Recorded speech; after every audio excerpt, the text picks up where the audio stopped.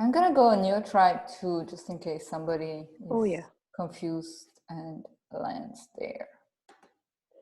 I was telling people that I'm gonna try and handle 3 laptops at once, so that I can do Slack, your tribe, my slides, Zoom, all of that. Possibly my head will explode, but that's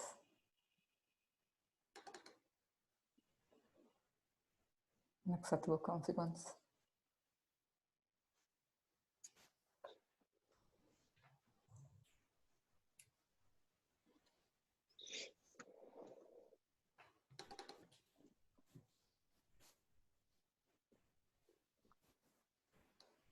Where are my pinned items?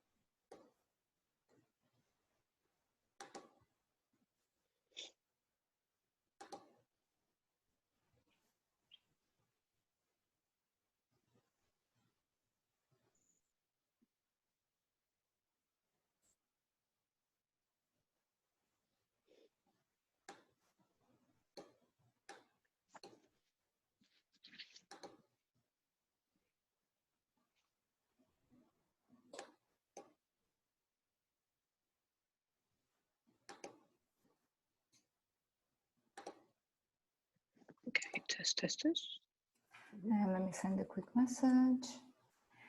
Add channel.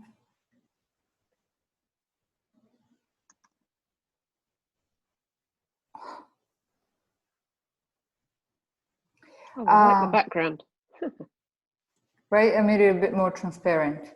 I think the idea, I mean, it's still Meg's idea, right? You need a map, so you can say, I'll see you. Well, there was the word map, but here you can say, I'll see you at Paranal. Very good. So I figured we can map things.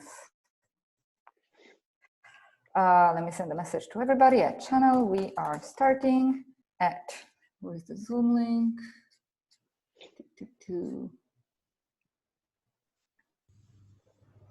Oh, let me take the Zoom link from the email because it has the password.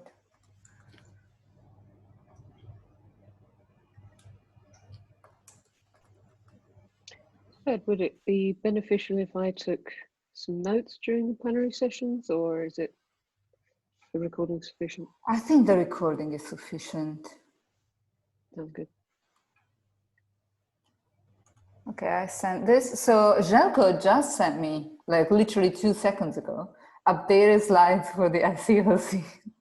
So I don't think I can integrate them.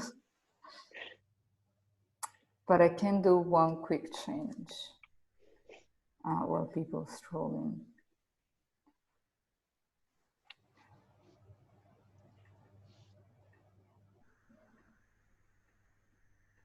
I'm not sure I understand that.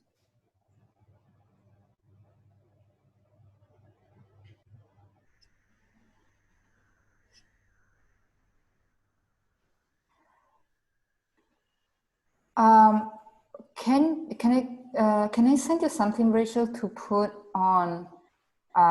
Let's put stuff on GitHub, because if I had to put it on the website, that's going to take too long. I don't have a Dropbox. I'll send you Željko's slides on the SCOC, and I'll send you my slides, a PDF of my slides, also in 1 second. Right. And we can, and that's where we said to people that we were going to put things anyways. So.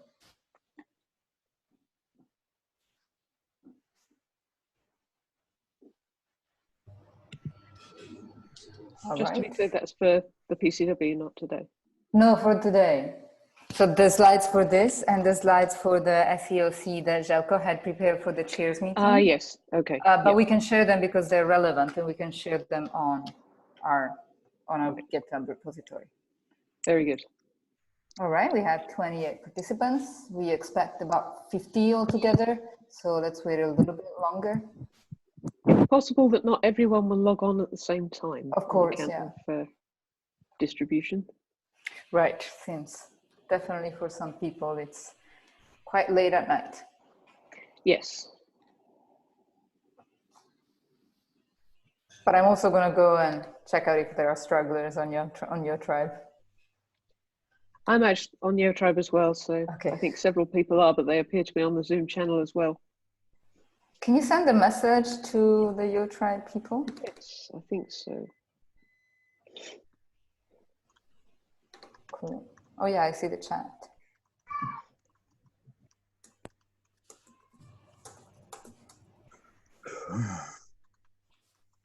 Hello, everybody.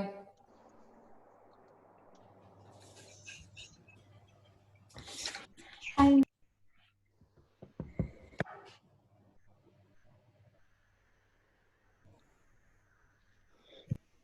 We're going to start in a couple of minutes. We're letting possibly a few more people join. I posted the link as well on your tribe as well, so we should be okay. I tried to enter using the Zoom link in your pinned post, and it asked me for a password, but the password Rubin wouldn't work. So some people might be late. There shouldn't be a password. Hang on. It's so I didn't post it. I didn't post the token on the Slack. I posted the Zoom number and the password right after. Okay, the so Zoom number. It's in the Let same me do post, this.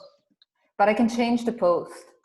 Yeah, it's in the pinned post. I just tried that Zoom link. It asked me for a password. Nothing worked. Then I scrolled down and I found your most recent post in Slack, and which that has the password in it. Yeah. So Yeah. actually, I put the password right after the Zoom link on the pin post, but I think it's because it's a lot of characters. It's not intuitive at all. Oh, the password. Oh, yeah. My brain like didn't even look at that. It just like filtered it out. Sorry. Okay. It's okay. I'm gonna change that. I saw the password Rubin for Yo Tribe. Oh, that's what happened. I'm afraid Zoom generates the passcode automatically, so that we couldn't put them as the same thing. Yeah. At Also, if we can. I didn't look up. So I'll just go make some coffee and. I sympathize. So I updated the password as well. We had a message on the chat. Now that I think about it, I don't know if you see the old messages on your tribe, or if it does like Zoom. So I'm gonna keep reposting. I don't think we do. Yeah.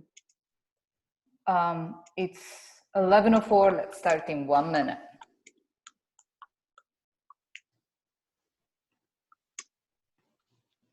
So are we going to be using Zoom to chat or the other link that you posted? So for chat, for conversation, for written conversation? I guess. So I'll explain that when we're in this, when I go through the slides, I'll explain why we're going to switch from Zoom to Yo Tribe. But I would say, as long as you're in the plenaries, chat on the plenary box, on the plenary chat box, or always at any time on Slack. And then when you move to Yo Tribe, it will make sense because you're going to be able to chat with your own group only, or everybody else that is on your tribe to chat directly on your tribe, or as well as always on Slack. I will also, with a small break because I had to give a talk, I had to step out to give a talk, but otherwise I will also keep the Zoom connection open. So if there's an emergency and you really want to get out of your tribe, just come back to Zoom and one of us will be there. We'll rescue you. I'll keep an eye on all of the various channels. Great. I think we can start, no? Please do. All right. So let me see. Let me know if you see my screen as it's shared. It's going to get in presentation mode in a second. And I'm going to ask you to confirm that you see it in presentation mode. Yes, we do. Yep.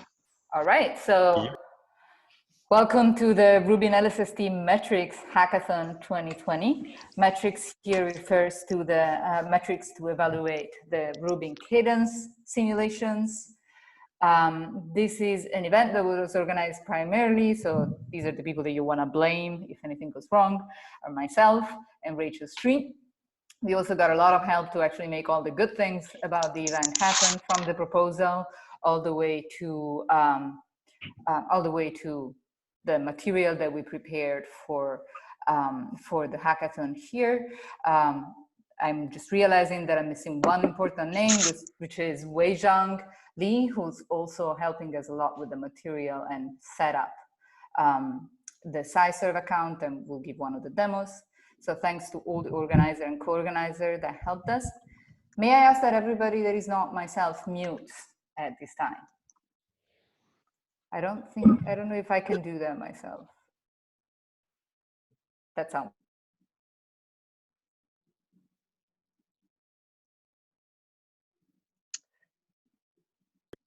Fed, you've muted yourself. All right. No, that was me. I was trying to mute everybody except Fed, and it doesn't want to play. That's okay.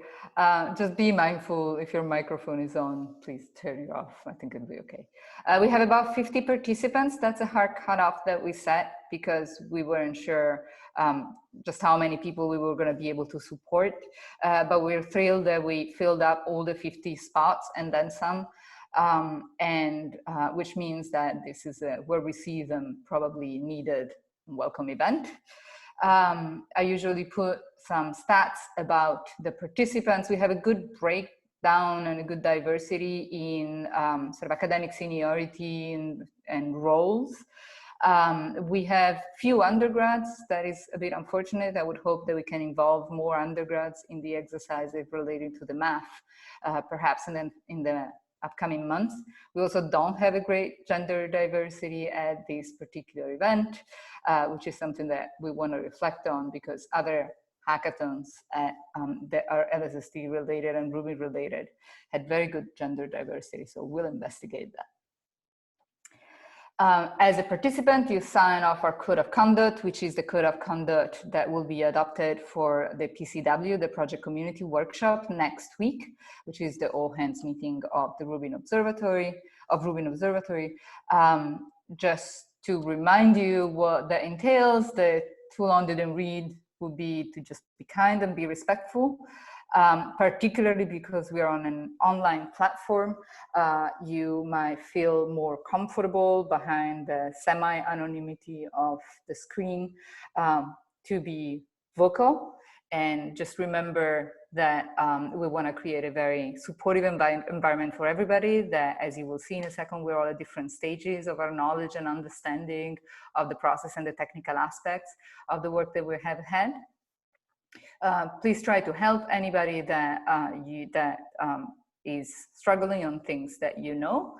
And remember that when you ask for help and when you ask for support, pretty much everybody that is here is doing this not within the purview of their jobs. So all of the roles really of the people that are supporting this event are volunteer and service roles. So keep that in mind. And be just respectful and kind when you ask for things and when you give feedback on the material that was provided, especially if it's not provided by me. Feel free to let me know. But please be respectful with everybody else. The participants come from mostly the science collaborations. They mostly come from the TVS science collaboration. This is really a little bit misleading. There's more than 50 numbers in this histogram because many participants are affiliated with more than one science collaboration or hold more than one role in the Rubin ecosystem. So they might be in science collaborations as well as the data management team or the corporation or the ETO. The reason why there's large participation from TVS is likely because both TVS, Transients and Variable Stars science collaboration, deals with science that is extremely dependent on the cadence, and because the organizers, myself and Rachel, are co-chairs of that science collaboration.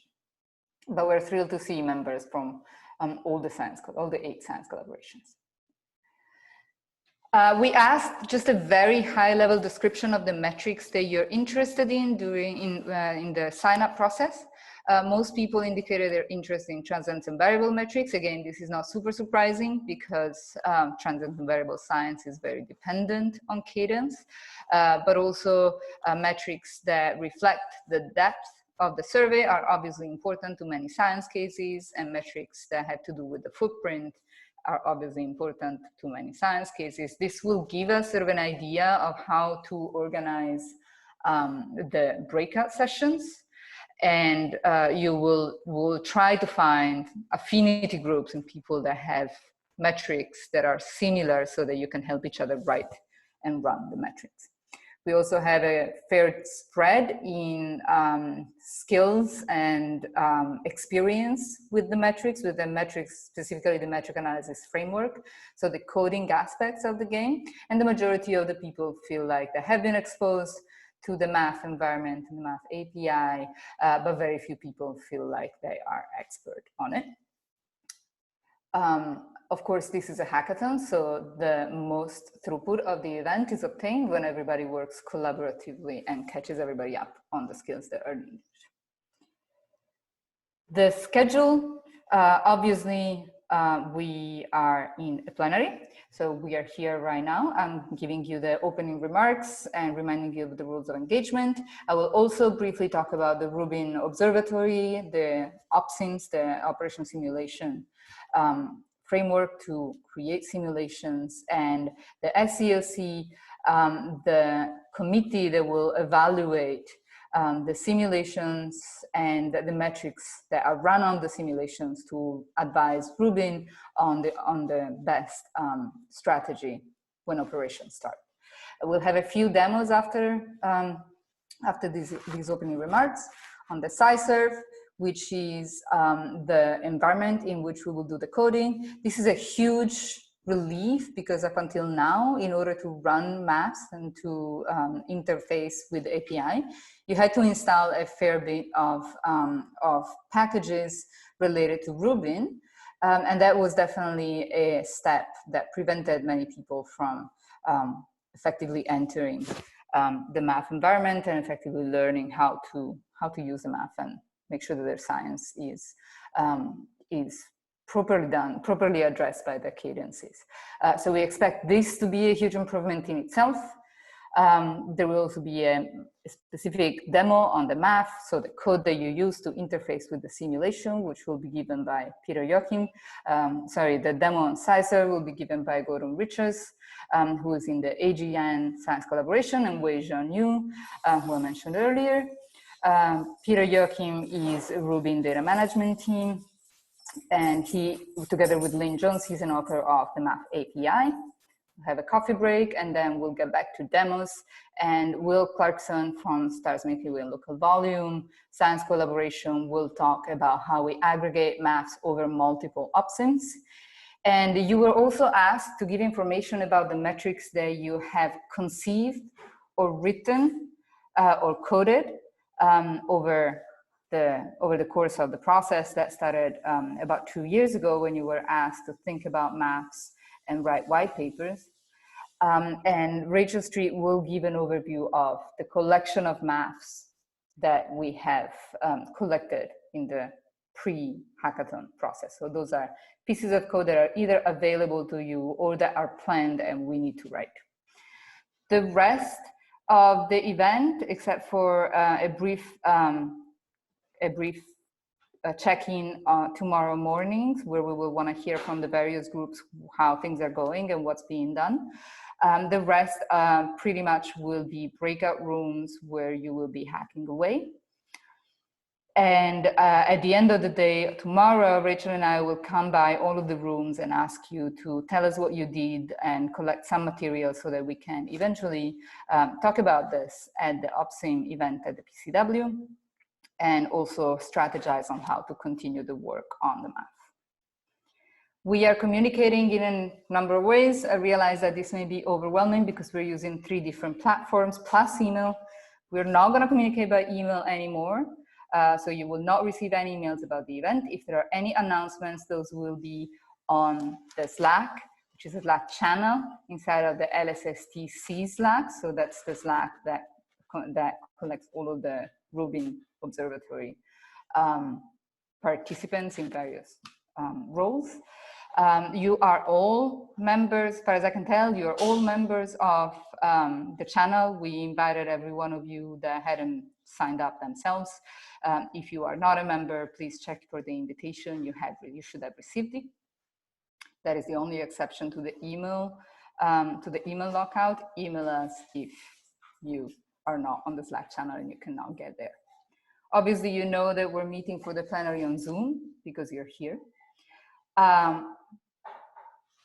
We are, however, going to move out of Zoom for the breakout session. So if you go back to the schedule, all the plenary, so all the color-coded events, if you want to participate to one of those, go on Zoom. Those will also be recorded, so for people that want to participate asynchronously. If the event is white on the schedule, it happens on your tribe. Why do we use two platforms for the conference calls? Your tribe has the ability to group people and let people move between groups on their own. This is something that Zoom doesn't provide. You can make breakout rooms, but people are assigned to breakout rooms by the host and cannot go into a different breakout room. So obviously, to work collaboratively, it is a good idea to be able to join different groups as you need. So we're moving to your tribe. When you click on your tribe, you are joining a room. So when we said in the email, log into your tribe or sign up for your tribe, we just really meant click on the link and you will be presented with a screen where your photo will be taken and you can put your name, and then you will head directly to the one room that I created for the event, which will look like this. You will have an icon. This I took last night at about 1 a.m. So that's why it looks like that. You will be dropped somewhere on these Chile observatories maps. And the interface is very intuitive. You can move around your icon to go to different places on the screen. There's a chat button on the right. You can share your screen and the usual, camera and microphone icons, etc. Yours will look a little bit different because you're not a host, so you probably won't see the spinning wheel, but more or less it will be the same. Once more than one person are on your tribe, you will see multiple circles. And the way you go to a person to work with them on hacking is to just drag with the mouse your icon to the group. That forms a circle, and then you see the people of the circle, on the circle, in the circle up at the top. I think it's quite intuitive. Obviously, we will be accessible if there are any questions on Slack, or just join us on a new tribe if you got it that far. When we move to your tribe, we will organize the breakout sessions. We will organize them on Zoom before we move to your tribe, and then when you have a breakout session assigned, you can move there. And we will map the topics of the breakout sessions to locations in the Chile observatories. So you may say, we're going to work on time gap metrics, and we might assign that to Cerro Tololo. So move yourself to the Cerro Tololo group to work on time gap metrics. For example, right here, I'm at Paranal. We also have a few people that are volunteering as mentors, and I'm very grateful for that. Weixiong Yu, Somaya Kapkash, Fabio Agosta, Mike Lund, and Jalonli, as this is the list as the last time that I checked it. So the idea is that if you have a coding problem that your group by itself cannot solve, these people are available. Contact them. When you click on the spreadsheet, you will also see how to best contact them, and you can ask them questions. Keep in mind that they all have their specific science domain. So this is really designed for coding questions. In math, how do I code a time gap metric? Or what are the parameters that I need to put in the time gap metric? There's also a lot of material and tutorials and notebooks that are on the math GitHub repository, which is linked to the website. So that concludes the opening remarks. I'm going to take a second and see if you have any questions about any of that. And then I'm going to outline the high-level goals of this hackathon and the process that will review the maths, the opsims, and ultimately make recommendations for a particular survey design. But let me first pause and see if there are any questions. In order to do that, I will need to, how do I see the chat? Not like I'm not on Zoom all day.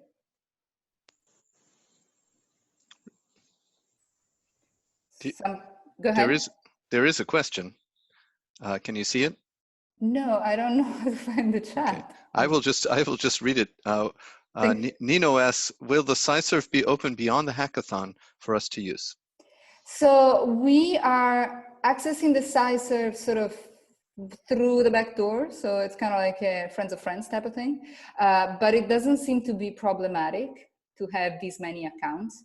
And I had an account there for this purpose for a while and nobody complained. So I'm optimistic that we'll be able to stay on it with no problems. Of course, if they reach capacity at some point, we're not affiliated with with a SciServer project. So there's always some jeopardy, but I think it's minimal. No other questions? Cool. So I'm going to move on to remind you, first of all, that this event is connected with the PCW, the Project Community Workshop, which is the annual all hands meeting of Rubin Observatory. And I just dropped my charger, so give me 1 second.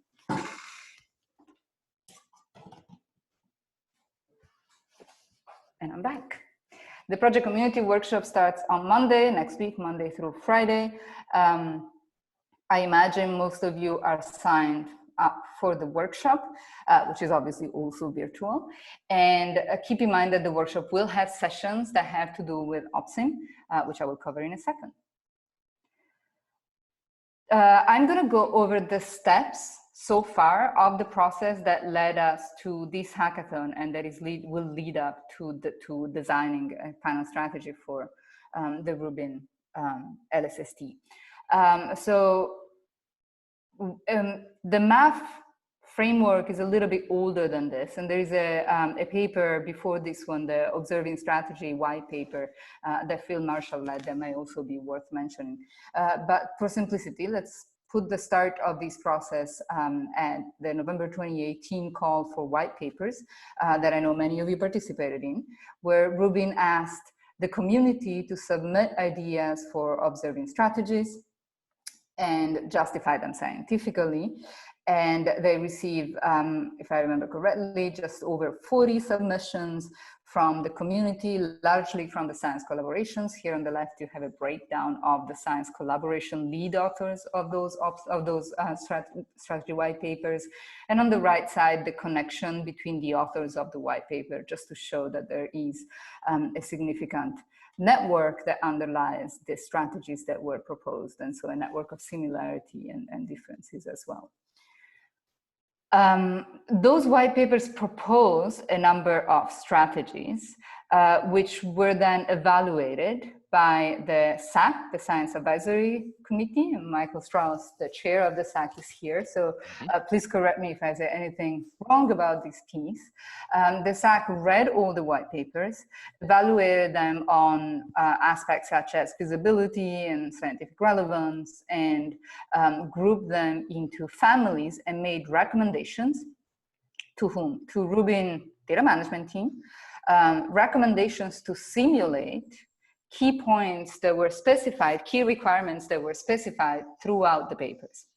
This, as all the SAC documents, is available to the community, to the public. So you can read the recommendations at this link. Nearly all of the science papers were considered and recommended for simulation in one way or another, with also the intent of collecting them into groups so that there could be a smaller subset of recommendations for implementation of the simulations. So I'm talking about the simulations. So let me spend a second clarifying what the simulations are.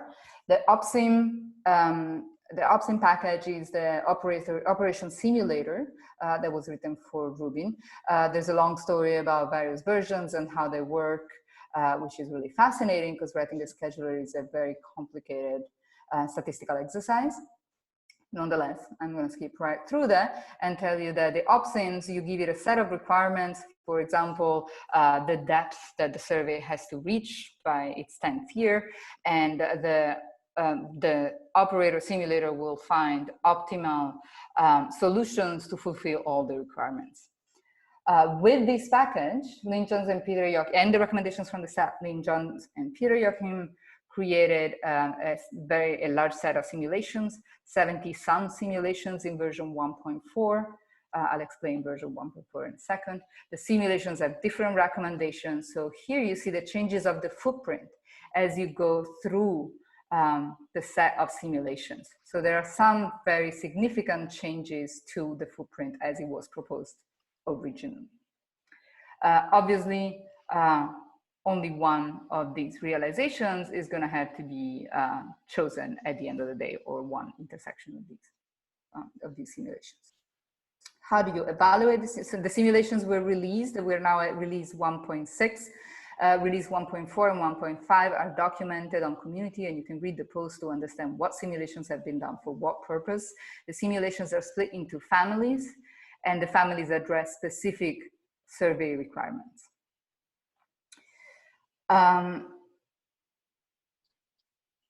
What is this? Oh, right.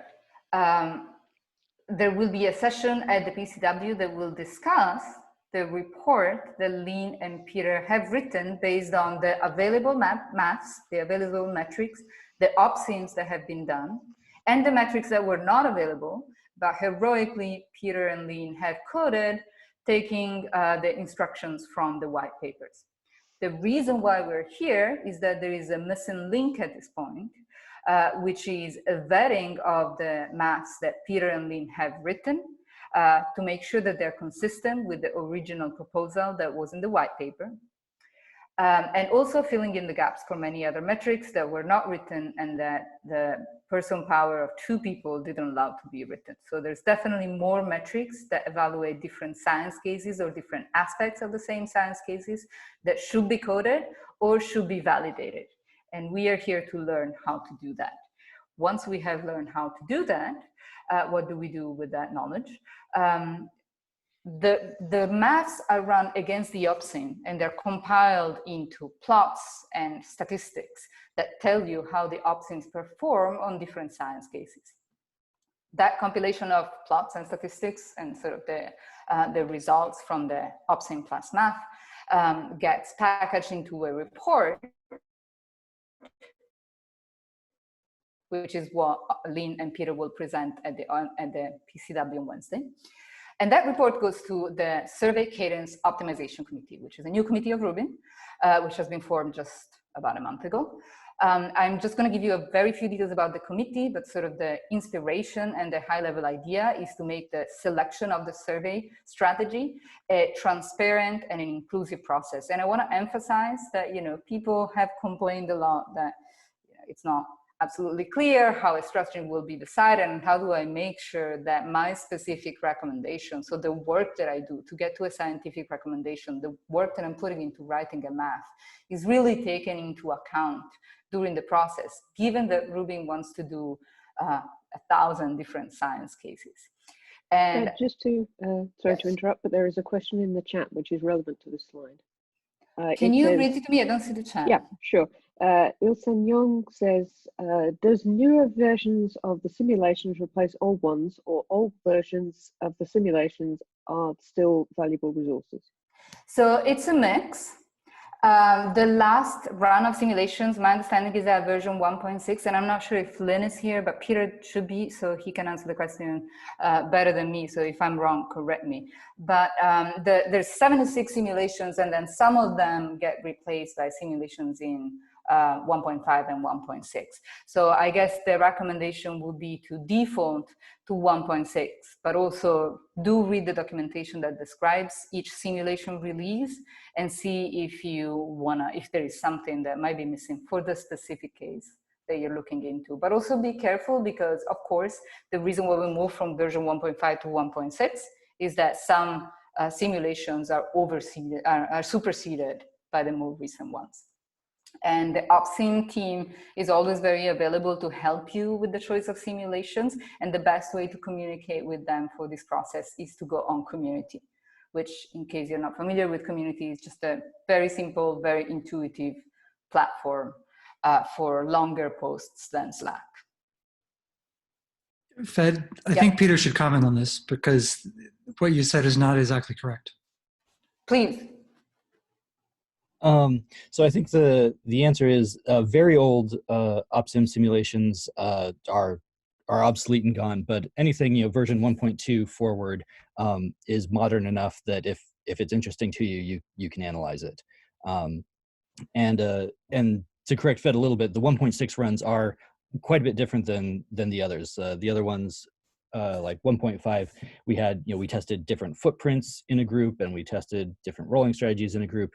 And 1.6 is a limited edition where we kind of combined lots of things together. And so we did a run where it was very solar system heavy and a run where it was very desk heavy. And so those are not as isolated experiments, isolating one parameter. So if you're looking for things to run everything in 1.5 and everything in 1.6. Thank you. And also you will see that with the SciServer, it's really straightforward to run on all the OpSims from one release. And it will be straightforward to change from one release to another one, and all the OpSims 1.4, 1.5, 1.6 are already loaded. And Lynn would also notice a caveat, sorry, from Lynn Jones. She says, I would agree with what Fed says. In addition, that 1.6 doesn't have a lot of runs. Mostly you should use 1.5, with the big exception, 1.6 has a new rolling cadence family that should definitely be used instead of the earlier runs. But also I want to, for more details on this, we should definitely all go to the project community workshop session on Wednesday, where the report will be presented and the OpSims will be presented. Let me just say a couple of words about the SCOC. I want to be mindful of time and move on. But so the SCOC is the committee that will look at the recommendations from Peter and Lynn and the Rubin team, but also it's set up to look at further recommendations from the community and to interact with the community in the vetting process of the OpSims. There is a video that Željko recorded for the Science Collaboration Chairs. It's a month ago, so there may be some small minor points that are out of date, but if you wanna get an overview of the Cadence Optimization Committee, the motivation for forming it, the process of forming it, that's a good place to go. There is a timeline, though, that is very relevant and that I want to go over for moving forward with the process. So the report from the project to the SCOC is being presented now at the PCW. Mind you, in earlier version of how this process was imagined, and also in pre-COVID versions where the timeline to start of operation was quite tight, this was about the end of the process of the interaction with the community. But in fact, the SCOC will interact with the community much more in the future. So we're going to have a workshop, which, Željko, I'm still not clear if that's early 2021 or November 2020. So might be in the fall, might be early 2021, where the community will be asked to engage with the SCOC. So this hackathon should prepare you primarily for that workshop. The SCOC will release a report on the initial strategy. The initial strategy recommendations will be simulated, where we got up to 2022 right now, beginning of 2022. And then there will be one further workshop to look at that initial strategy simulation and fine tune it, which will lead to the final strategy release and the start of operation. On the website for the SCOC, there are the name of the members of the committee, and also a timeline that will be updated if things change, so you can go there for that. The last thing to remind you what's going to happen today, SciServer demo, I'm going to hand it off to Gordon Weixiong right now for that. Peter Joachim will present a math demo. Rachel will will tell us about the collection of maps that are available as per your reports as you signed up for this meeting. We'll organize the breakout and we'll hack.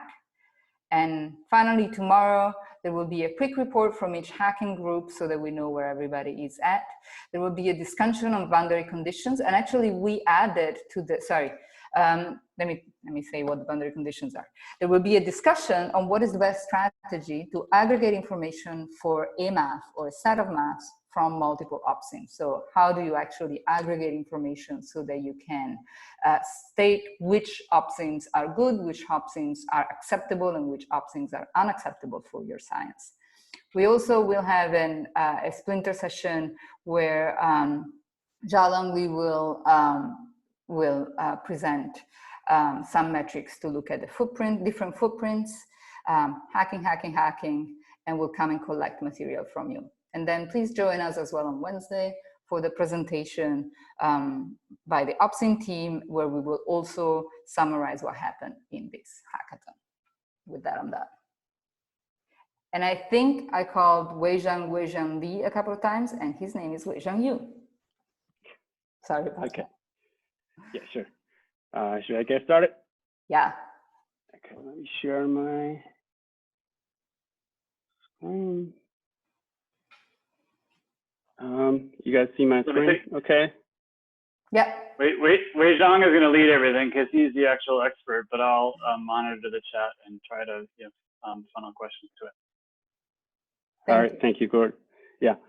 So just a few words about myself. I'm Weixiong Yu. I'm working with Professor Gordon Richards at Drexel University on AGN classification and variability modeling.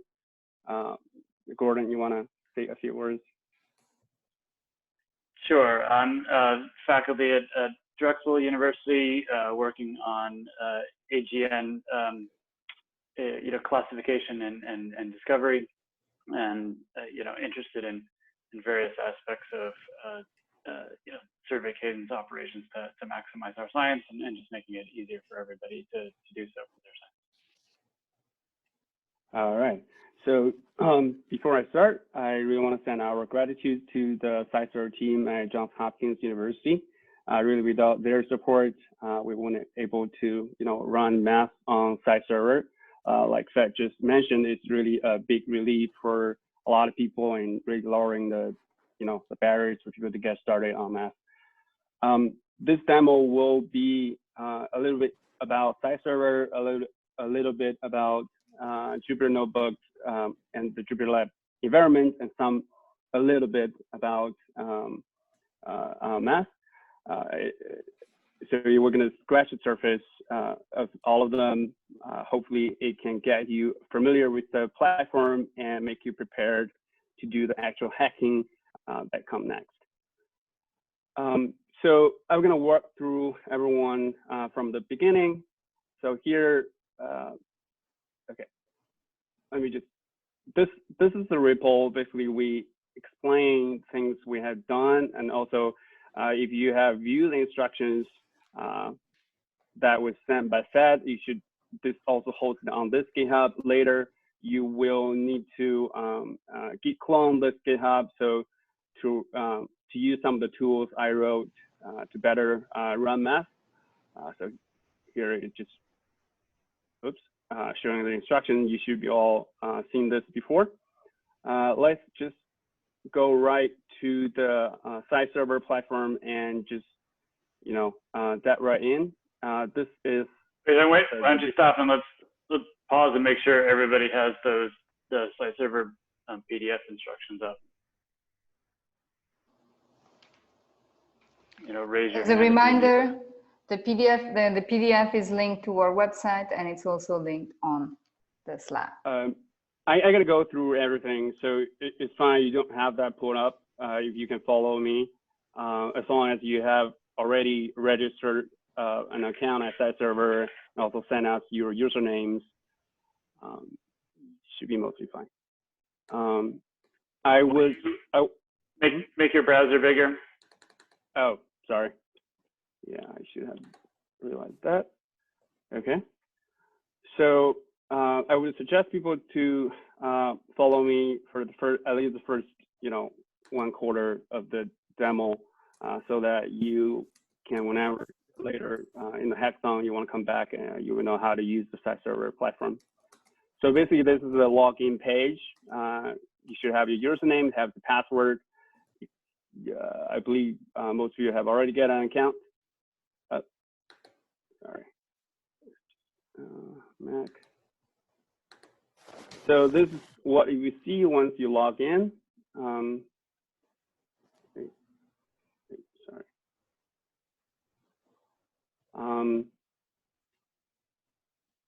So you can go to home. Okay, this is the home. If you haven't accepted that invitation, you can go to groups. This is my test account, so I have invited myself, but not accepting the invitation yet. I think a few people haven't accepted the invitation, but most people have. So all you need to do is just click the green button, accept invitation.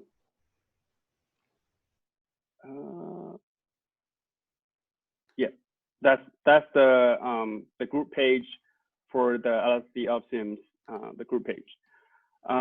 Once you have accepted the invitation, you basically see the shared data volume where all the OpSIM database are stored. You can go into it to see. Okay. Okay. So it is. Does anybody not have an account at this point, or has not accepted the invitation that wants to be able to, follow along in detail here? I only see like 3 people that haven't accepted. One of them is Jelko.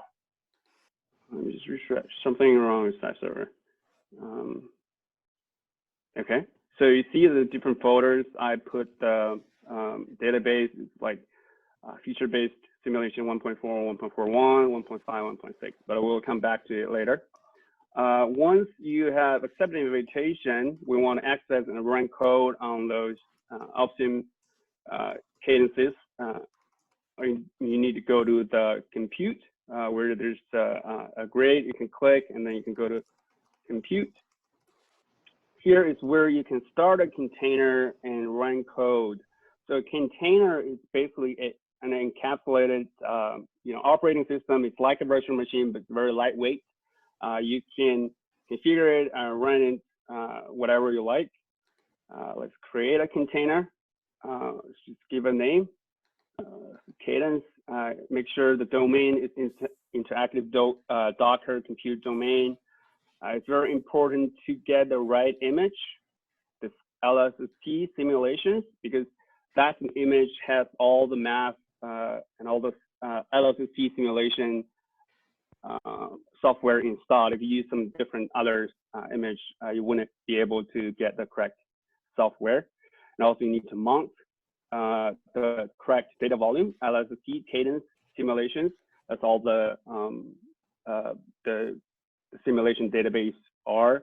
There are also 2 volumes that is specific for you. One is persistent, which is is constantly backed up. If they do any upgrade to their system, your data wouldn't get lost. And then a scratch, if you have larger, it doesn't have a limit on how much data it can put, but it can't happen that someday you figure out you put something there and it got lost.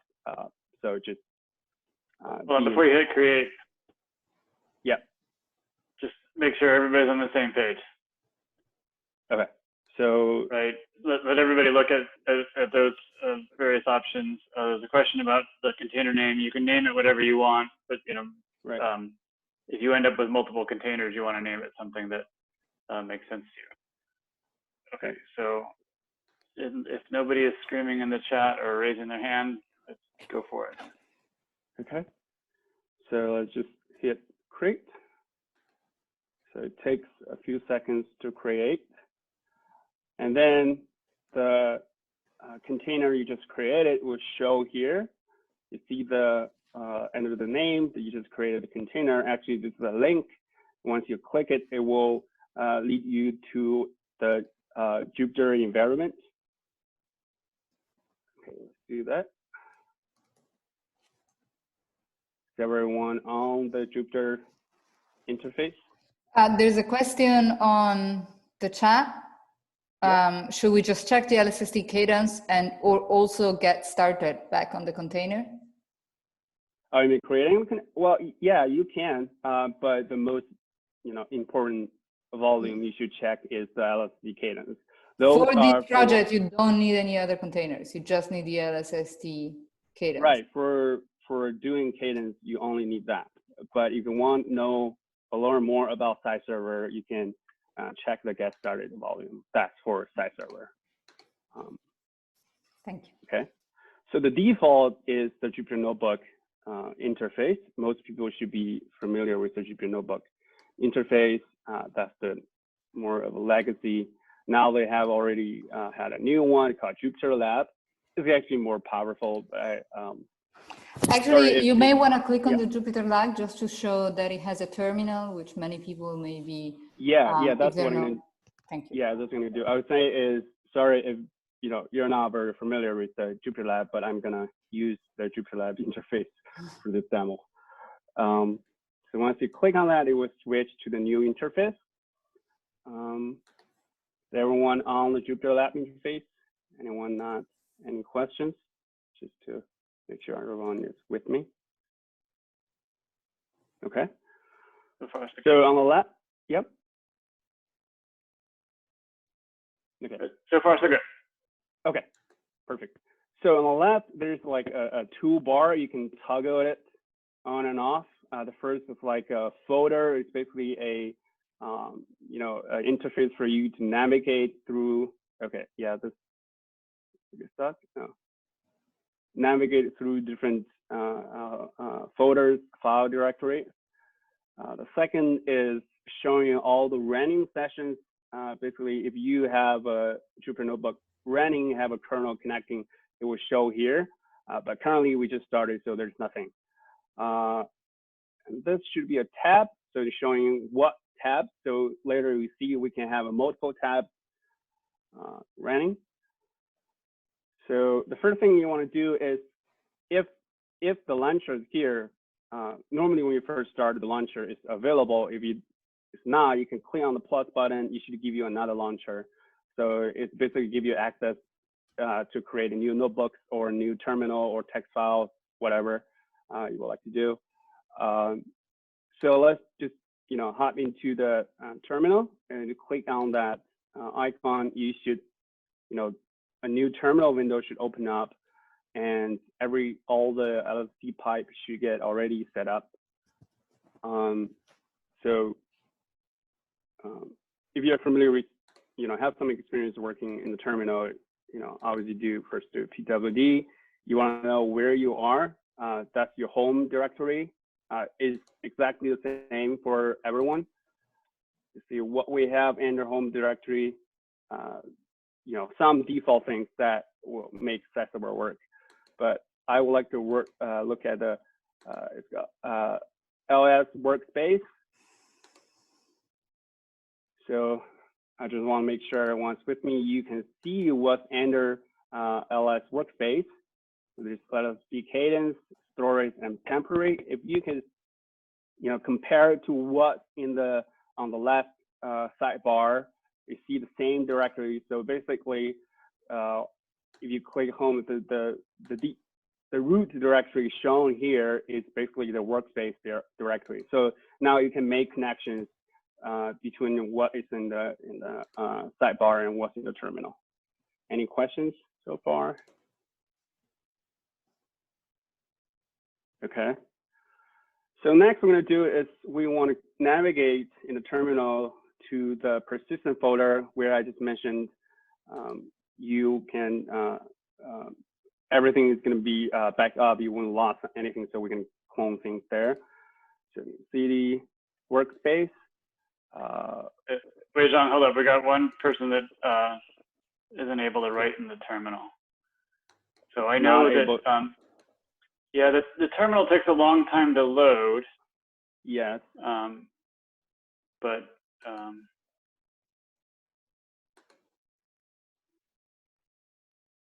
I mean, it's weird because it loaded pretty quickly for me and for Weixiong. But it should be loaded by now. Right. Yeah. So it's still not loaded. Anybody else having that same problem? Maybe open another one.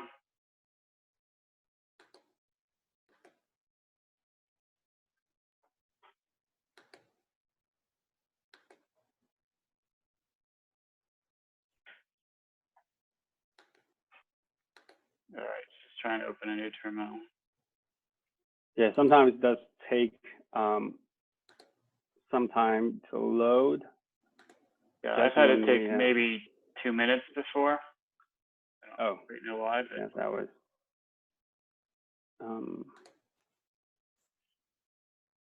Still not working.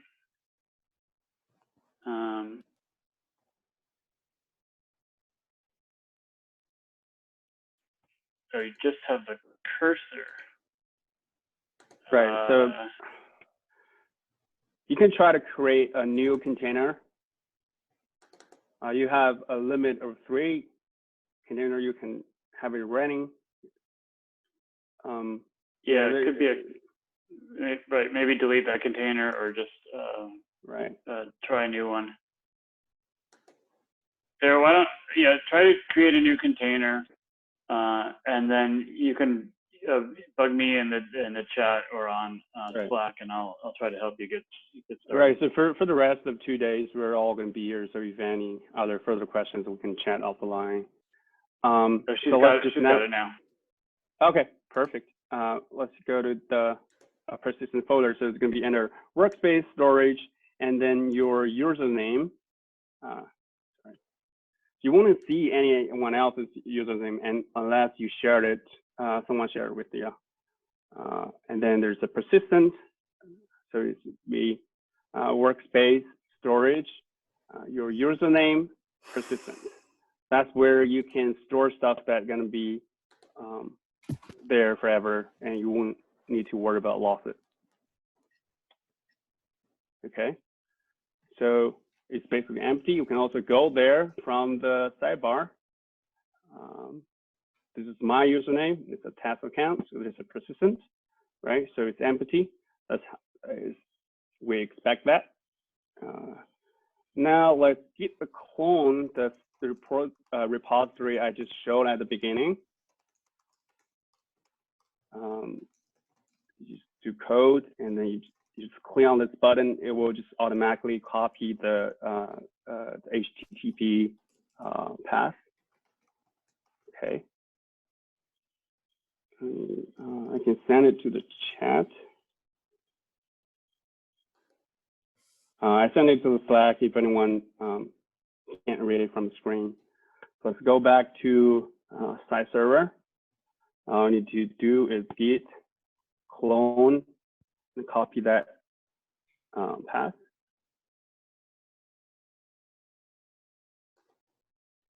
You can see simultaneously, once you clone that, it's shown up in the sidebar. There's a new directory, the new GitHub repository that has all the code I'm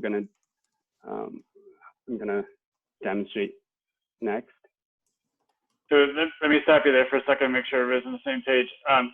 Okay. We're going to end up editing the files in there to include like your username, and so you're going to be editing the actual repo. So sometimes I like to just make a copy of the repo where you're going to not write over the original files, right? So like a copy -r LSST opsim or something of that sort. Does that make sense? Okay, everyone get their GitHub repo downloaded. Should we? All right. So question. If I have an old version, which I do from February, how do I repopulate it? So you have old version. Have you edited, like changed, or do you? No, I mean, I haven't touched it since March or February when we first did this. So you go to that, in the terminal, you just go to that folder and you just do git pull. That should automatically pull the newest version. Sometimes you may have already edited, play with it yourself. If you don't care about the change, you can complete, that's okay. You can just do a git pull or git reset to the original stage to override whatever you have made, changes you have made. But if you care, I mean, yeah, like Gordon said, you better make a copy, then you can edit it. All right. So let's go into this folder.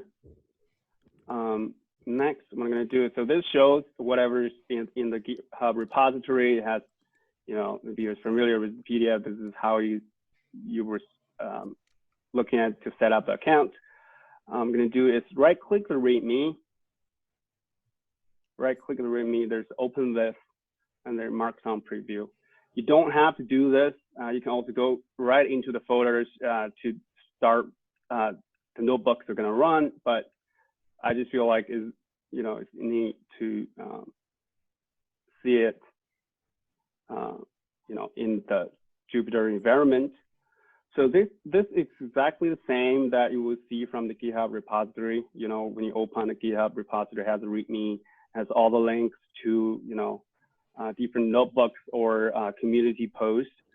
It's going to be the same. It will do all the same. It's just, nicer to, to link from the notebook instead of, go into the folders.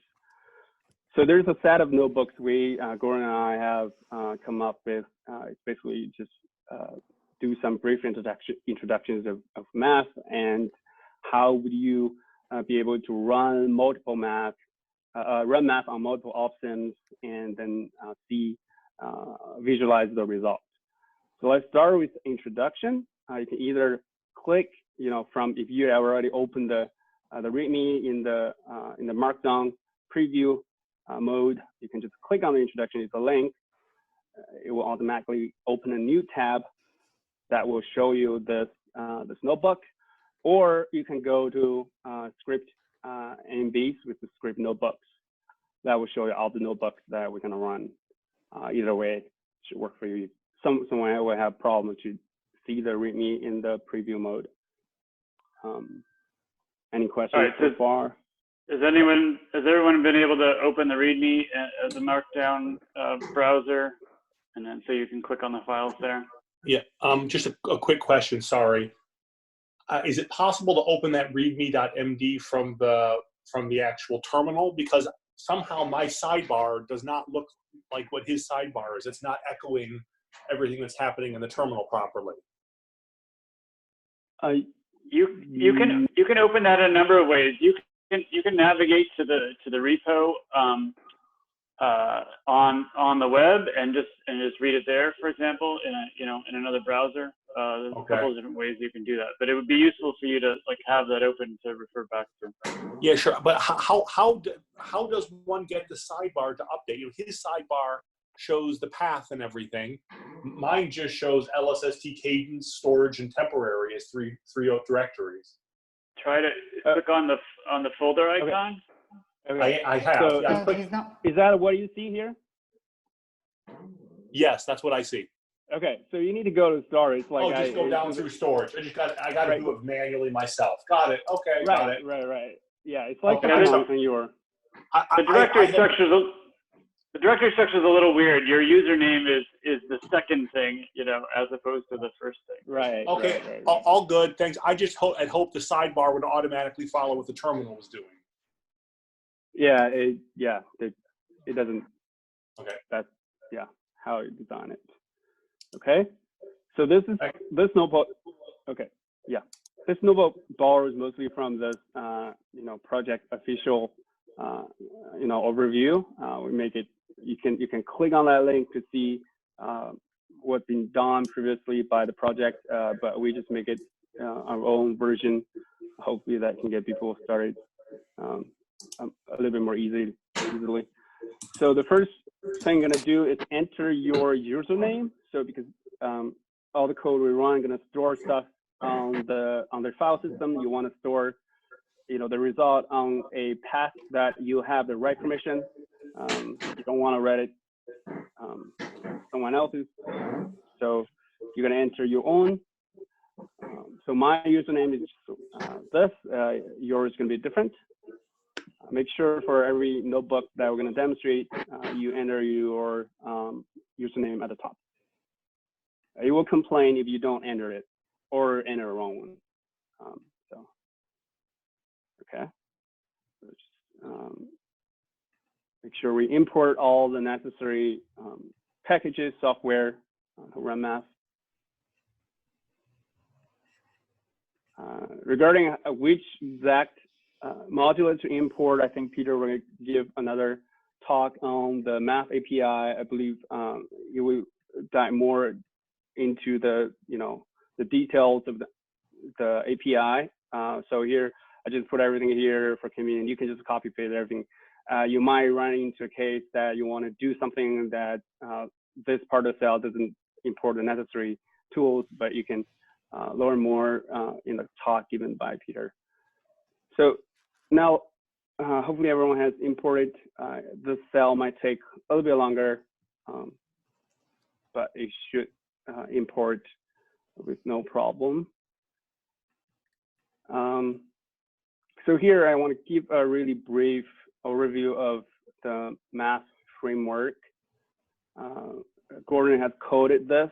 So the idea is you have some simulations of the cadence operation, and you want to measure something that's called a metric. So all the color coded in green.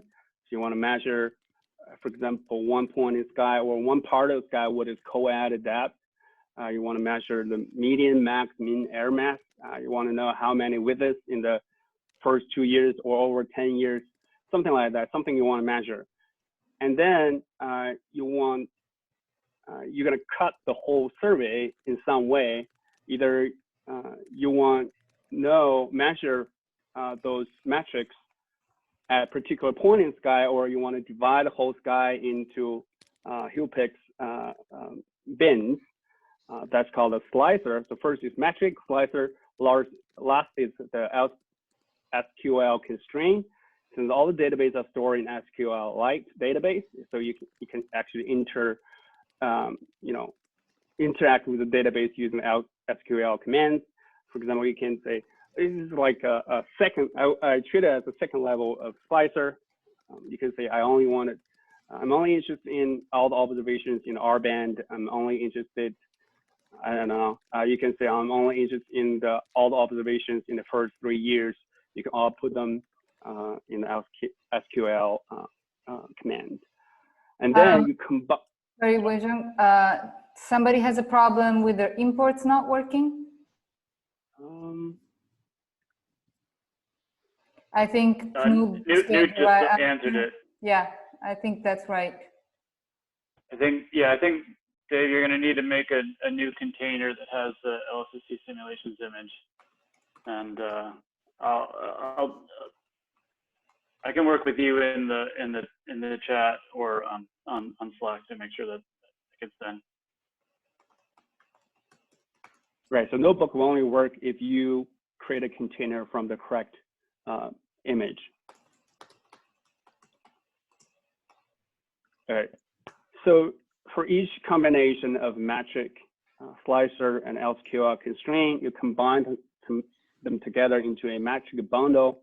So I think Lane and Peter are here. If I say anything wrong about math, please just stop me and correct me. I don't want to give people a wrong impression or, That's correct, but also keep in mind, don't feel overwhelmed by this. We will go over this in the next demo. It's just important that we set you up with the SciServer first, so you see where you can run the math. And then Weixiong is going to show you this, so he shows you how to aggregate and run a map on a bunch of different top scenes. So you just need to have a very shallow understanding at this stage of what it means to run a map. Okay, perfect. Okay, so each bundle is basically one, you can consider it one metric, one thing you want to, overall, one thing you want to measure. And then you combine the metric, slicer, and constraint into one bundle, like I said, into one bundle right here. We're initiating the metric, the slicer, which is kill pick slicer. Metric is you want to measure the max air mass in that slice of data. Constraint, G filter only, and not like DD means like let's not include DDF because it has a lot more like different characteristics. So you're going to saturate the whole thing. Put it into a bundle, and then we can put this bundle into a dictionary. Imagine you want to run multiple metrics on one option. So you put it in the dictionary so you can run them all at once, which is quite neat. Then you will need to initiate the connections to the database. So like I showed you earlier, this where all the databases are stored. Or in the next notebook, I'll show you how to get the exact path. So this part is the path, right? So this I'm using version 1.5. There's all the version 1.5 runs are stored. That's the directory, and this is the name of the run, the actual database file. So you can connect those two together and then initiate an Opsim database object using that path. Okay. Last, you need to specify where you want to store the output. You just give it a path, somewhere you have the right permission. This is all the standard math, APIs. We're gonna go over again in Peter's talk, I think. Okay. Now, Can I say? Let me stop you there for a second. Fed, to answer your question, the next notebook is going to do a subset of the OpSims, and then I just posted something to the chat. So right now we're sending everything to your persistent storage. If you run, say, 100 OpSims and put all the outputs there and have metrics that are spitting out a lot of stuff, you're going to fill your space, and we can either ask SciServer for more space, but you can also put stuff in Scratch. And I just basically gave the code that you would need to replace that particular line with. And you would need to do that in each of the notebooks that Weixiong is going to go through. Right, and let me point out that the point where you direct the specific output of a metric bundle to a specific directory is important, because I think a likely operational mode would be that you run different metrics, and then you're going to want to do things with the output of those metrics. And the way to do that is to save them in different folders, so the following notebooks will pick up the metrics in those folders. Right, they're all good points for people who have run this a lot.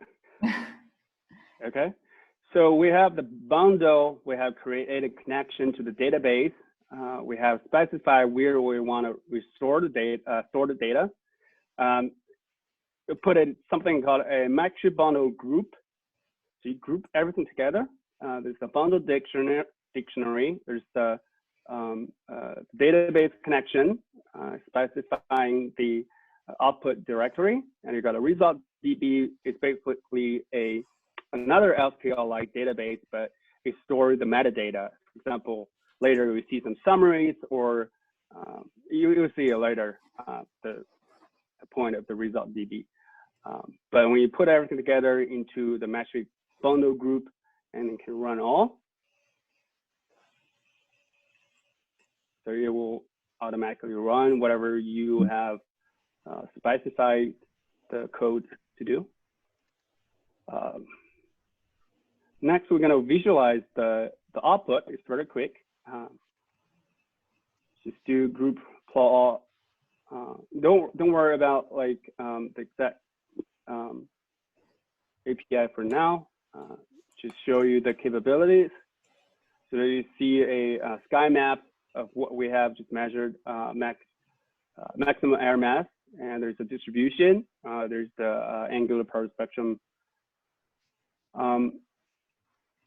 Next, like I just mentioned, you can actually run multiple metrics on one OpSim. How to do that?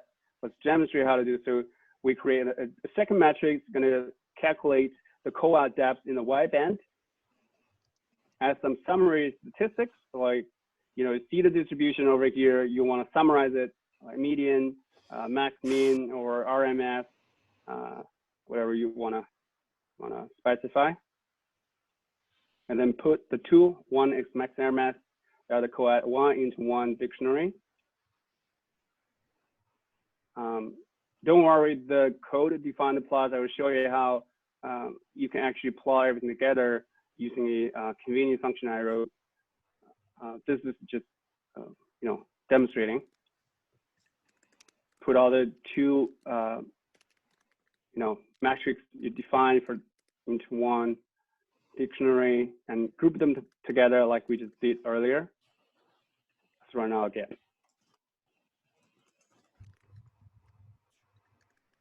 Note that on the chat, there are several suggestions about alternative ways to do things from Peter and Lynn. We'll save the chat and remove, leave only the most important pieces, and we'll make it available to you in some platform, TBD.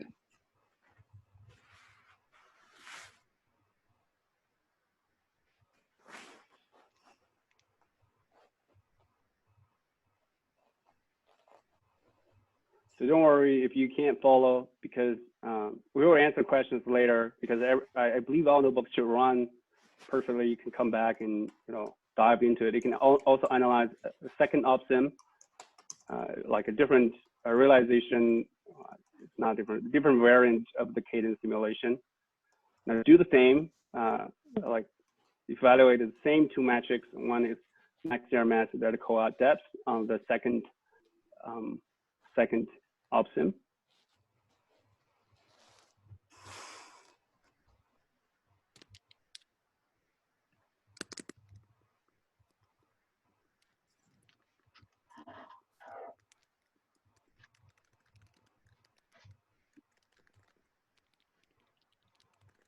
So once this runs, we're gonna. Let me one question that came up from Dave who's having trouble is that the files are specific to your account, right? So if you clone something into your account, those files are always going to be in your persistent directory. The software is specific to a container, right? So if you were to make a new container and think you're starting fresh with the software, but all the files in your persistent directory should still be there. Right, that's a good point. So the good part of using container is that you can mess something up and the software broke, but you can always delete that container and start from fresh and have all the software you needed to rerun the result and rerun. But the data will always be there. If you software broke, you just delete that container and start from beginning again. You will have no problem to rerun everything or view whatever you have run. Now let's compare the metrics. One is the histogram on one plot. The first, let's see, I can zoom in, right? So basically this way you can plot a histogram of, for the metrics evaluated on different Cadence simulations on one plot, right? You can compare them. I see the sky plot. So see the sky plot. First is the max air mass for the baseline. The second is for the DCR. Compare the co-out depths. So basically you can visualize it. The last part is going to be about how you might be able to directly access the data instead of using the built-in math function. That's for more like pro users, but I want to show you the capability of doing that. You can basically connect this the metric bundle to some metric values. You see, show there's actually a matrix array. It has different data structures based on what metrics you might run, but you just know that you can actually access it, and making your plots yourself is I think is quite useful. And then here I'm showing I'm not using the built-in functions. I'm just taking the data and make the plots myself. Weixiong, somebody is having some issues. I want to make sure that it's not just a couple of people that are talking about it, but then in fact a lot of people stuck there.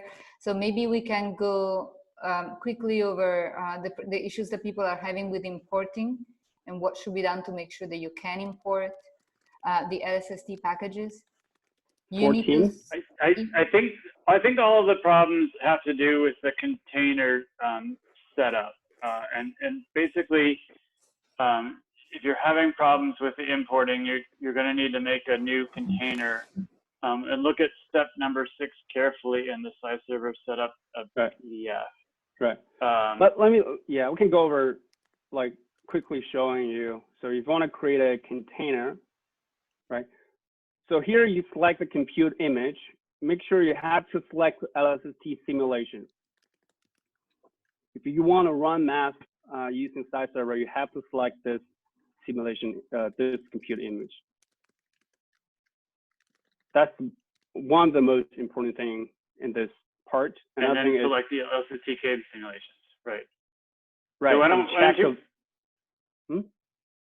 let's just pause there and make sure everybody's on that page. Right. Okay.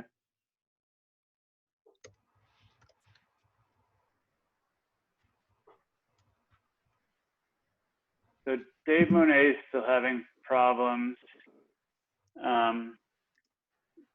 Dave, I don't know, maybe send me a screenshot of this, create a new container page, and let me see what the story is there. Weixiong and I can help you offline too.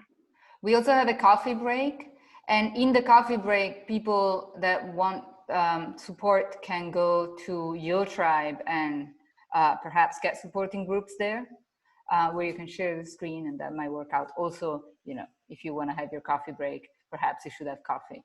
But keep in mind that we can do smaller groups and more personal attention on your tribe. Yeah, so let me suggest that people that are behind now are probably too far behind to catch up. So you're probably better off just following along on the Zoom what Weixiong is doing, and then somebody can help you, you know, in the break to get caught up.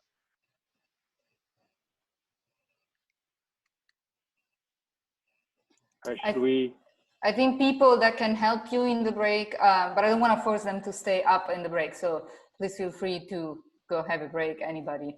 But if you see around Gordon, Weixiong, Xiaolong Li, Fabio Ragosta, maybe Will Clarkson if he feels comfortable with it, Rachel Street, and the people, and a few others, the people that are the mentors as well, try and catch them. And perhaps arrange with them to meet on your tribe. Sounds good. Okay. So the first notebook basically is about how we, you know, something, a brief introduction to math. But what's important is coming next. I just want to make sure you're aware they exist.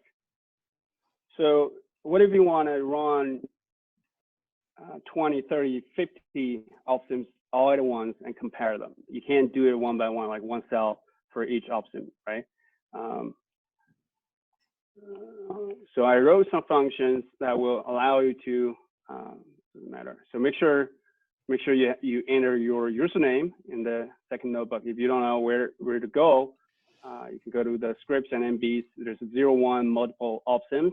Or you can go from the 0, introduction at the bottom. There's like to do that, go through multiple options, right? If you click on a link, it will just link you to a new tab, right?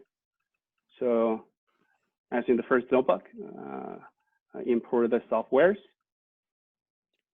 The opsims utils is just a set of functions I wrote to help you run multiple opsims. Like Fed just said, we have different versions of the simulations, 1.4, 1.5, 1.6. You want to know where are they stored? In order to access them, I have functions that show FBS DR directories. So to tell you what are the root directory for those opsim simulations, or you know where you can access them. Right? I put them in like a 1.4 version, all in this folder. 1.5, 1.4.1 actually is an aggregate of all the 1.4 and some bonus from 1.4. You could go back to the main page, like README, to see some of the details. And the 1.6, like Fed and Peter Lin just mentioned, there are about 30 of them, just minor updates on some family of the simulation. Now let's run those. There's like in the DB directory of the opsim database, and then where the output is. Then have the functions, again, at DBs, you don't worry about what are in there. You want to run all. You can just specify the database directory and all the output directory. It will automatically read in the database and output all the metadata to the output dir you specified. So if while it's running, if you're worried about what are the inputs are, and you can use the help function. It basically show you the doc string and tell you there's the dbdir, like the path to database directory, which is something you show here. Right here is the database directory. Output directory, something that you specify that you have write permissions, what returns Opsim DBs. If you recall from the first notebook, we created a Opsim database object. This is just a dictionary of those objects, since we now want to run math on like 20, 30, 50 Opsims. And the result DBs is a dictionary of all the result DBs. Okay. Sometimes you might be curious what are really in there. You can, let me just, there's a function show Opsims. You provide the directory path. You can see all the different variants of the Opsim simulations. Let's just use the first 5, right? And then let's define some random metrics. So make sure everybody got that, because otherwise you're going to run on 75 and. Right. So please. Even like 3 would probably be fine. Okay. Yeah. Let's just do 3. It takes a while to run all 75. I think there's 85 in the 1.5. So yeah, let's not exhaust the resource. Okay. That's the first 3. Let's define some metrics to run on. So let's say we can run multiple metrics on one Opsim. Now we're running multiple metrics on multiple Opsims. Where's air mass metric, or in Y band, for U band, some summary statistics, mean, max, median, and bundle the 3 metrics together into a dictionary. And it's going to loop over all the Opsims and run them and store them in. So the one thing I want to specify is there's 2 different parts of the storage for the math output. One is the result DB, that is the metadata, and another is the actual metric evaluations. So this code would tell this line would tell the code, okay, I created the result DB, that's fine. Now let's put the actual evaluation data into a different path.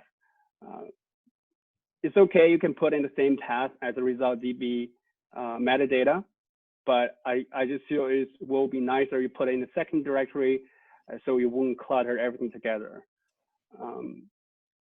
So let's loop over those and run them.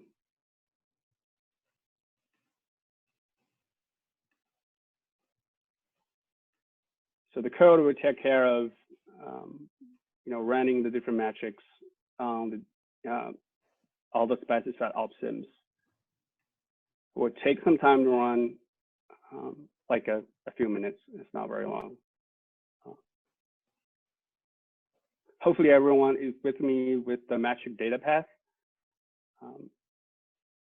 because we're going to use it again as an input in the next notebook in order to reload the data into the memory in order to visualize them or analyze them. Weixiong, I have a question.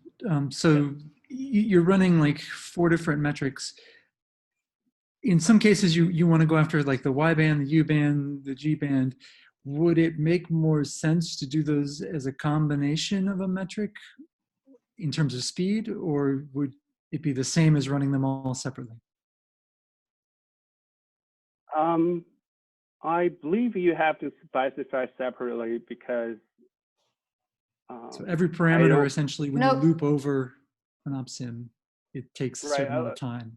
Maybe let's let Peter and Lynn answer this one because they would know the detail of. Yeah, they would know better. how's this internal thing? Yeah, usually if you're running something per filter, you just use the SQL constraint and loop over each filter. It's not a big performance hit to just loop over each filter. Right, as opposed to a big performance hit to redo the whole metric because you had to work on the database again, right? So, Yeah. so can I make a, yeah, so metrics that have the same SQL constraint running together is much faster because then you're only looping through the slicer once, okay? And then it's passing that data to each of the metrics in turn. If you have different SQL constraints, it's getting different data from the database. So those will run, even if you put them together into the metric bundle group, they will end up running separately. So it just loops through them. Running things on different databases does have to be run separately. Like you have to put those in different metric bundle groups. So but if you want to, if you just want to go through all of the heel picks and get out basic parameters, it's much easier to just, that's one SQL call, right?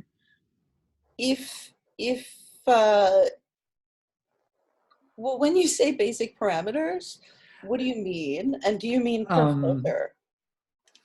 Yeah, so say you want to get the mean mags and the RMS on the mags, and just some basic things about each pointing. Okay, so those would all be on the same filter, and yes, it would be faster to run those all together. Okay. Not necessarily the same filter. I mean, you might go through GURIZ. But yes, but you were saying multiple metrics that are in the same filter. So those are faster to run together. Going through the individual filters, that will just be a loop inside of the metric bundle group. So I wouldn't worry about it. Just put them all in together. Okay. There's a question about the efficiency, the relative efficiency and speed at which the metrics run. I think the answer is that yes, the metrics have vastly different performance depending on what they do.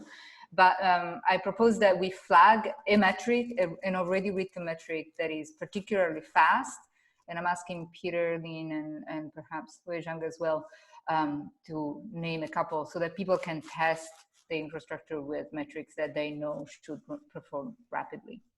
Yeah, so the examples we've been running here have been great because they're really fast metrics that are just like take the maximum of a value. Like that's a very fast operation. Some of the metrics we get complicated and we'll do something like run a Monte Carlo of 20 supernovae exploding at each point in the sky. That metric takes a lot longer to run, and so it's. Can I ask relative to what Franz and Lynn were just talking about? If Lynn or Peter has recommendations for, a better or alternative ways to handle multiple filters, will you just, send the appropriate code for a cell or maybe a modified notebook so that people can take a look at that offline? Yeah, that's a good idea. So I will say most of this you actually don't need to worry about because in your metric bundle, the SQL constraint is already defined. So if you once you have all your metric bundles, you can just put them all into one big metric bundle group and just say, go run that. You don't have to split that up yourself. The CodeMF will handle the fact that they're different SQL constraints and we'll group them together appropriately. Okay, I got a quick question for Peter and Ling. I think math doesn't stop you to do run those in parallel, right?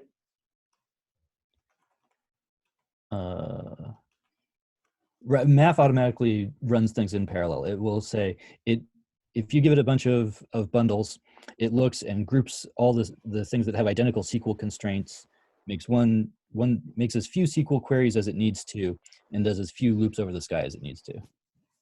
Can you point to the code where you set the SQL constraint for clarity? Can you just show it on your screen, Weixiong? Because we've been dropping the name. Here's but yes. the SQL like filter G and not like DD. Yeah, so I hope that this answers Nino's question. So the SQL constraint Each one of these, the air mass constraint, the coed constraint, these are constraints, so that's the name of the string that implements the constraint. But like I understand the math will maybe parallel the SQL part, but if something that is really computational expensive in the matrix that's not related to retrieving data from the database, like computation, if we were parallel them into like 10 cores, that will dramatically increase the efficiency, like for some Monte Carlo simulations, right? Yeah. I'm just curious what, yeah. So because we are just running math in Python, we don't run in parallel like that with using pool or something within your metric. I think that I don't have a ton of experience with doing that. I think you would have to be careful that you were making sure you weren't, if you were running something like you were pulling the threads and then pulling them back across multiple cores inside your metric at each point in the sky, so each point of the slicer, you probably would want to be kind of careful about that to make sure that you're running that appropriately. But it should be possible. Math doesn't do that automatically.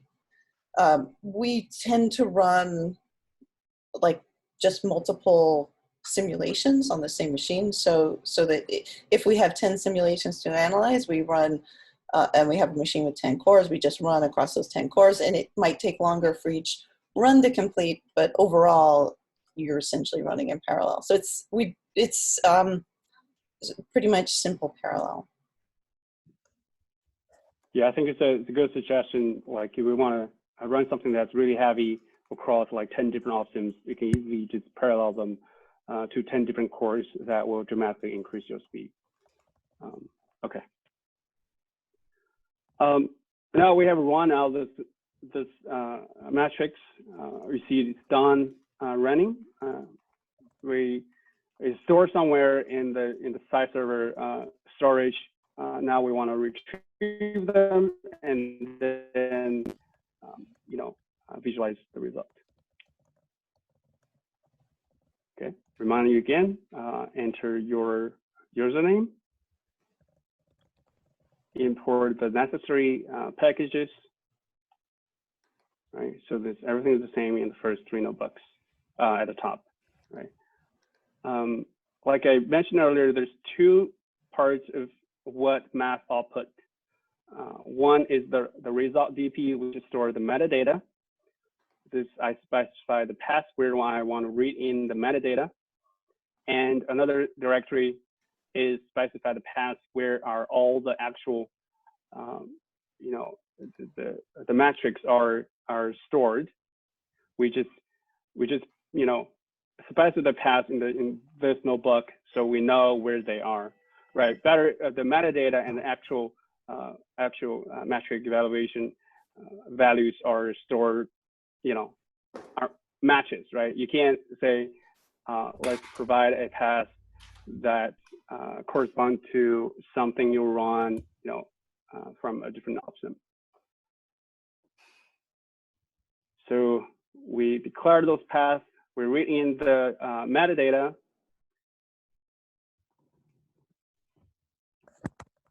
The run names basically retrieve, so the code will know so there are 75 of those. If you only run 5, the code will know, okay, all the rest have 0 record, it won't read in. So the run name will take whatever there is actual runs. You can see that the run name shows only 3 options, so you won't waste resource to load in metadata from the files that actually don't have anything there. Now let's use, so from run name to run db result, use the function bundle dict from disk. We load the actual metric evaluations into the memory.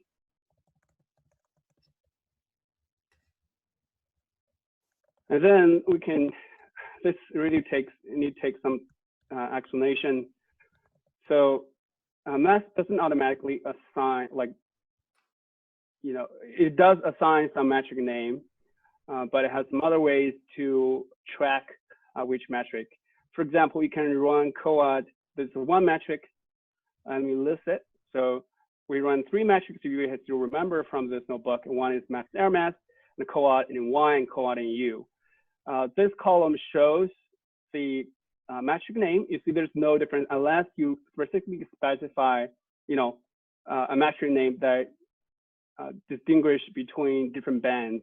You can do that using math, but it doesn't automatically do that. So let's say you slice the database using the LQL constraint, it won't automatically take in that and put in the metric name. So the way I handle this is combining the metric ID, which is unique, and the metric name into a key. The metric name is not unique. You can make it unique, but normally it's not unique. That way you will get a unique key that can, know where to find the data. You have some meaningful way to track where it really measures. Okay, see a better way to see, get the metadata and see why that's the case. So we have all the coad M5. There are 2 different metric IDs. We can see the difference from the LSCL constraint. It's filter Y. No, it's like that's different, but they don't automatically propagate into the metric name. We also did calculate some summary statistics. The get summary function it takes one input is the result DBs and what is the metric name and what is the metric, the summary statistics you want to do. It will output everything into a pandas data frame, so you can compare.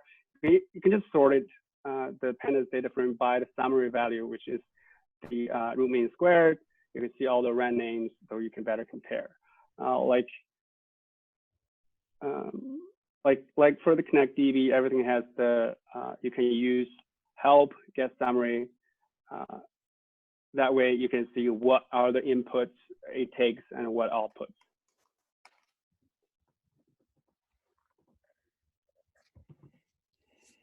Any questions?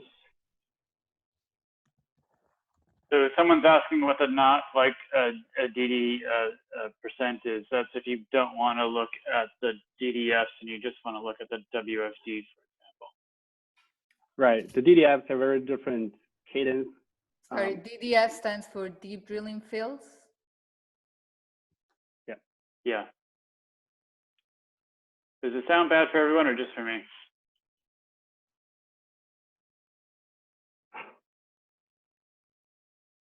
You can plot them using a bar chart. As long as you give the result DBs, which has multiple DBs, it will automatically recognize and then compare the what are the summaries are in there. I see that I didn't say there's 3, compare 3 DBs, but it will know there are actually 3 DBs, three opsim simulations, and it will make a bar plot that will show you the actual summary statistics. There's some other functions. You can see get metric names, what metrics are stored in that corresponding result DBs, which is load the metadata. So it tells you you just run coad M5 and max air mass, the 2 metric that opsim. So there's run names, show there's the first opsim result DB, how they're ordered. The result DB are the keys are actually the opsim run names, which is, for example, the rolling or the baseline or each variant of those. And then you can see, okay, I have run coad M5, but what summary statistics I have computed will show you the summary statistics, max, mean, median, mean, and RMS. There are just really, some wrappers around the default math functions that can easily show what are available. You don't necessarily have to use those functions, but I just want to show that they exist. In the introduction part, we manually wrote code to compare like to make a plot that can compare the result from multiple options.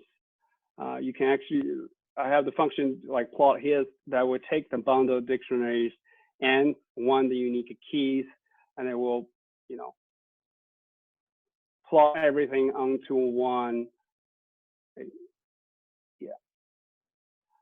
Plot everything onto one plot. So you see, that's the first option, second option, third option. The distributions in max error masses are actually very different. You can see it.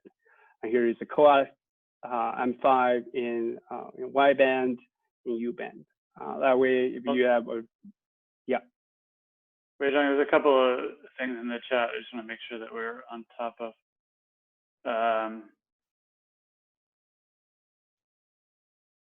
Hold on, right.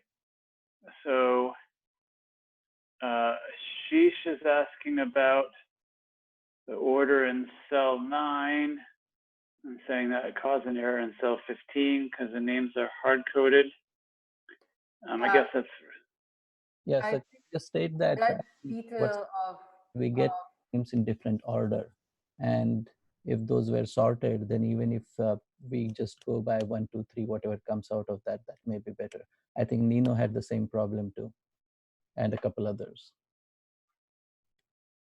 Yeah, I found an error in the plot histogram. Everything went fine up to that point where it's trying to, you know, connect with the one max error mass, and that the issue there. Right. So that's this. In order to make the order right, you're gonna use this to see what are the keys. It happens that, like, you know, you swap the order, you know, because it automatically run. So it might be the case that max error mass has a key of you know, mastery ID of 2. Gotcha. Let me try. Right. So you can use the bundle dix for this. So for all the YFAST deep, the keys should be unique. Like the way I put the keys should be unique across all options. But for if you want to run stuff on the deep drilling field, it wouldn't be unique for some complex reasons. I have a notebook in the contrib folder that you can go over, see how you might handle that. But as long as you're running on either YFAST deep or other, that should give you unique keys across all options. That way you can actually make plots for the matrix run different options on one figure. Right. I'm paying attention to a couple of private chats. So is everybody happy with that answer and can get things working, or is there, or do we think there's a bug that needs to be, you know,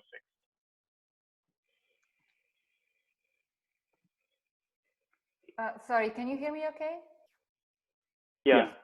So it's not, I mean, some things are hard-coded.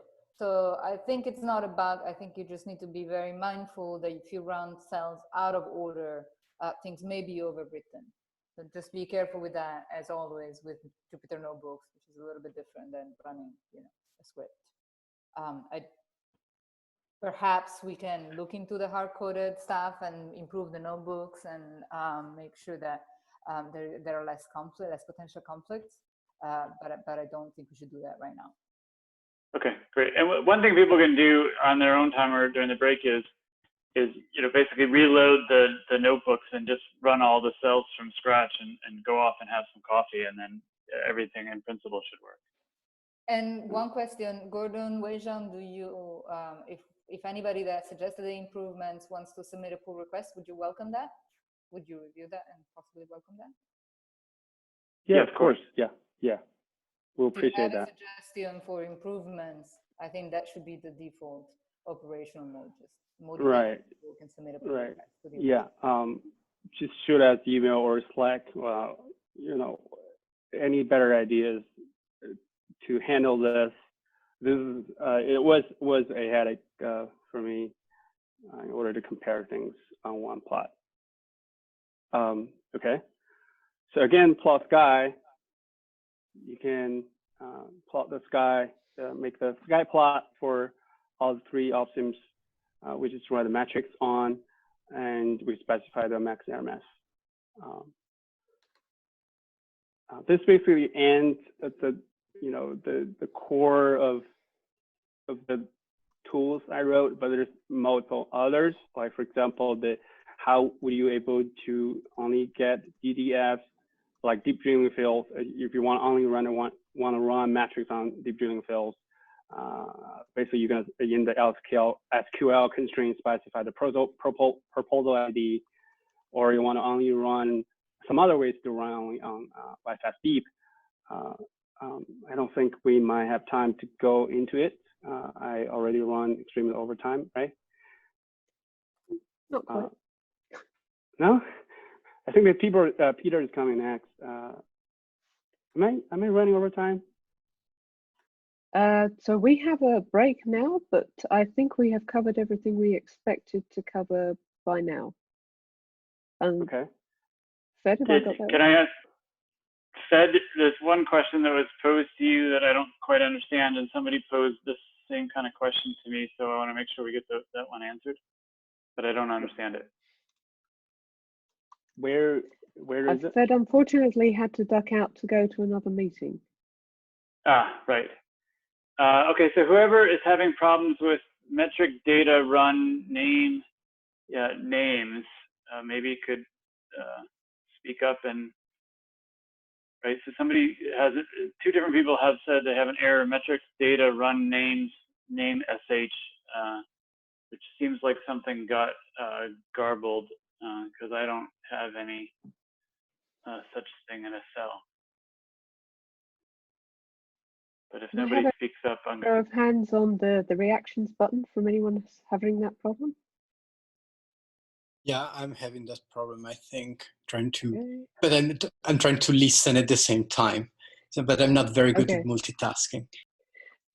So I mean, if people are still having problems with that kind of thing, or like errors with the plots, like I said, my suggestion would be to, reload the first notebook. Weixiong, maybe you can go back to the first notebook and make sure that people aren't familiar with Jupyter Lab know how to reload, how to restart it, and then run all the cells, right? So you can reload, like completely restart the notebook. There's this icon, you can click on it. It will basically asking you if you want to restart a kernel, basically clear out everything you had in the memory, the cache, and start fresh. And then you can go over again. And then show them how to run all the cells. Right, there is a run all cells. It won't automatically. So my guess is if you do that on notebook 0, notebook 01, basically notebook 0, let it finish, run it on notebook 01 and let it finish, and then any problems you're having on notebook 02 should probably be solved if you do the same thing there. Okay, can I suggest that at this point we are due for a break? We've covered quite a bit already so far this morning, and thank you to all our speakers so far. In order to catch up a little bit of time, I'd like to restart the next session as on schedule at 10 a.m. That's Pacific, so that's, if you have a look at the schedule, you'll see on different time zones. That's 1 CST, and I apologize for those, it's getting very late, and 1700 hours UTC. And we'll restart with Peter's presentation, followed by Will Clarkson and myself. And don't forget that we have people in UTribe. So if you have any trouble or you're trying to catch up, feel free to use those sessions to discuss. So I'll see you all in about 10 minutes. Thank you. Yep. Thanks. And we're back on Zoom in 10 minutes? Back on this channel in 10 minutes, yes. Okay, thanks.